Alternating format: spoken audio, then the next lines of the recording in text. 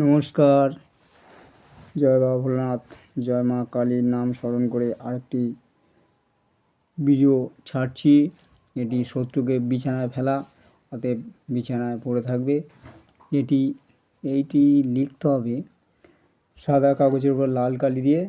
ছকটা লেখার পর মাঝখানের ঘরে তার নাম এবং নিচের মাঝখানে ঘরে বাবা বা মায়ের নাম লিখতে হবে। লিখে এটি একটি মারাত্মক বাণবিদ্যা।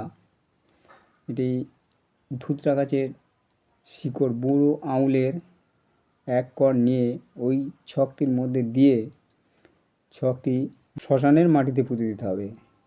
শ্মশানে গিয়ে শ্মশানের মাটিতে পুঁতে দিতে হবে।